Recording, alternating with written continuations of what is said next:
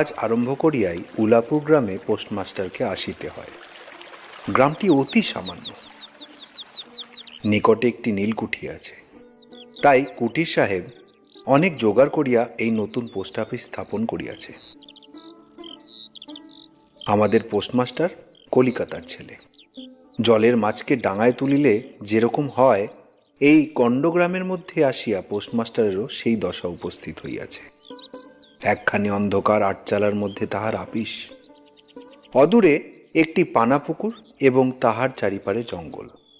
কুটির গোমস্তা প্রভৃতি যে সকল কর্মচারী আছে তাহাদের ফুরসত প্রায় নেই, এবং তাহার ভদ্রলোকের সহিত মিশিবার উপযুক্ত নহে। বিশেষত কলিকাতার ছেলে ভালো করিয়া মিশিতে জানে না।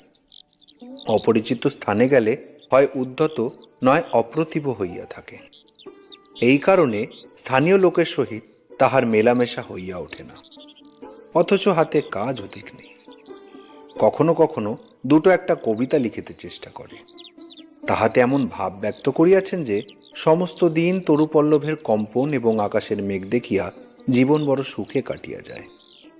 কিন্তু অন্তর্যামী জানেন, যদি আরব্য উপন্যাসের কোনো দৈত্য আসিয়া এক রাতের মধ্যে এই সব শাখা পল্লব সমেত সমস্ত গাছগুলা কাটিয়া পাকা রাস্তা বানাইয়া দেয় এবং সারি সারি অট্টালিকা আকাশের মেঘকে দৃষ্টিপথ হইতে রুদ্ধ করিয়া রাখে, তাহা হইলে এই আদমরা ভদ্র সন্তানটি পুনশ্চ জীবন লাভ করিতে পারে। পোস্টমাস্টারের বেতন অতি সামান্য, নিজে রাধিয়া খাইতে হয়, এবং গ্রামের একটি পিতৃমাতৃহীন অনাথা বালিকা তাহার কাজকর্ম করিয়া দেয়। চারিটি চারিটি খাইতে পায়।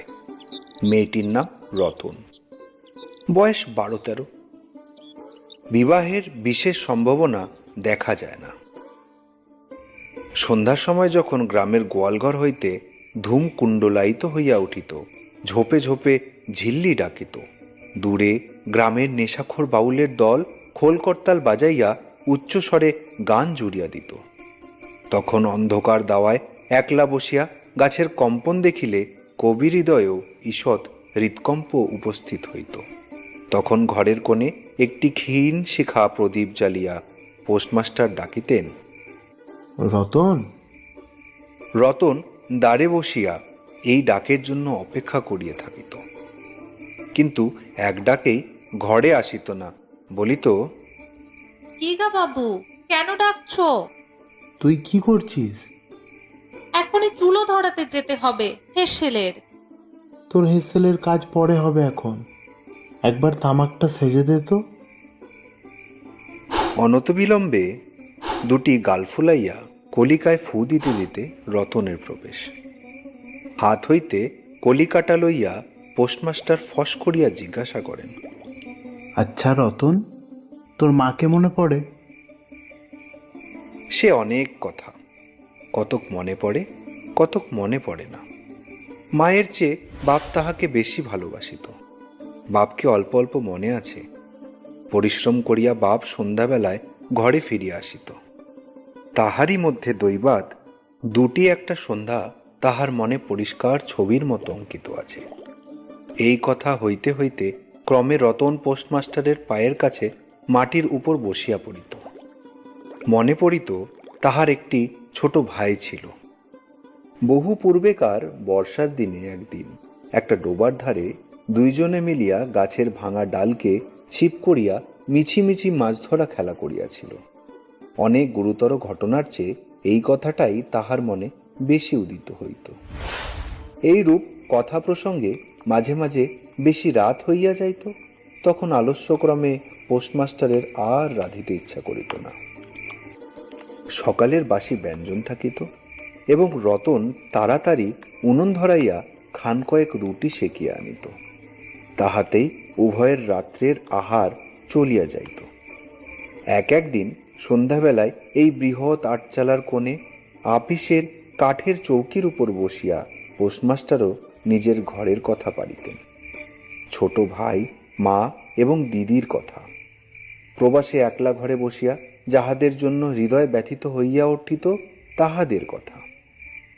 যে সকল কথা সর্বদাই মনে উদয় হয়, অথচ নীলকুঠির গোমস্তাদের কাছে যাহা কোনো মতেই উত্থাপন করা যায় না।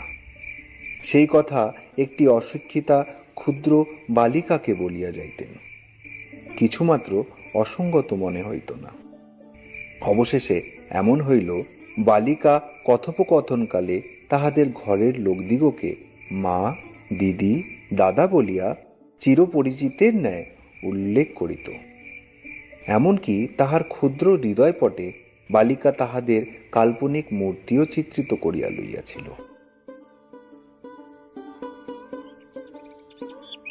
একদিন বর্ষাকালে মেঘমুক্ত দ্বীপ্রহরে ঈষৎতপ্ত সুকোমল বাতাস দিতেছিল।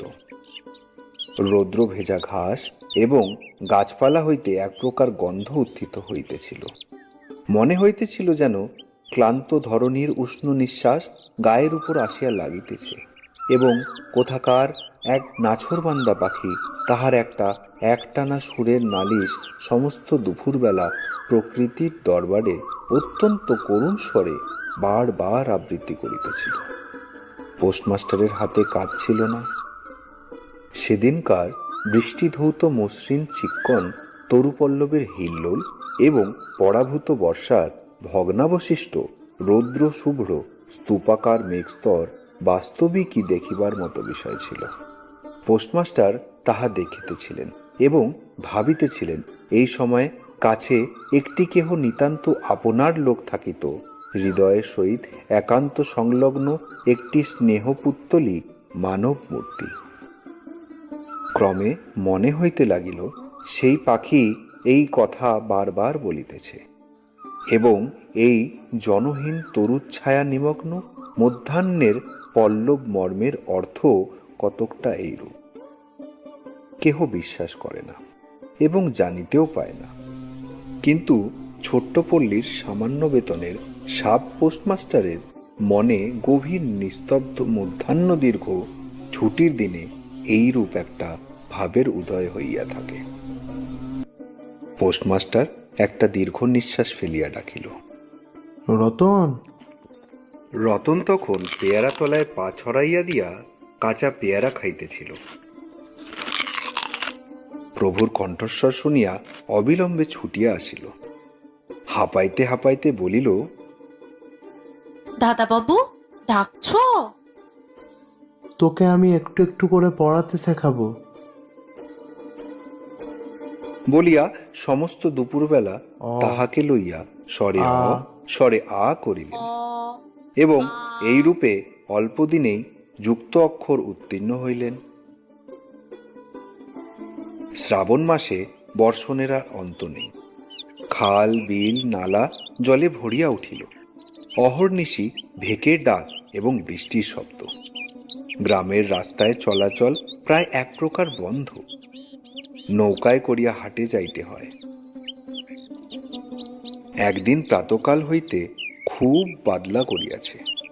পোস্টমাস্টারের ছাত্রীটি অনেকক্ষণ দ্বারের কাছে অপেক্ষা করিয়া বসিয়াছিল, কিন্তু অন্যদিনের মতো যথাসাধ্য নিয়মিত ডাক শুনিতে না পাইয়া আপনি খুঙ্গি পুঁথি লইয়া ধীরে ধীরে ঘরের মধ্যে প্রবেশ করিল।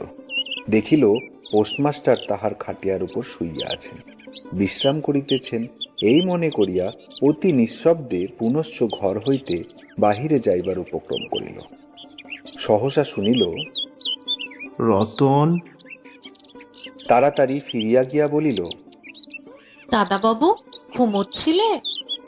পোস্টমাস্টার কাতর স্বরে বলিলেন, শরীরটা ভালো বোধ হচ্ছে না, দেখ তো আমার কপালে হাত দিয়ে।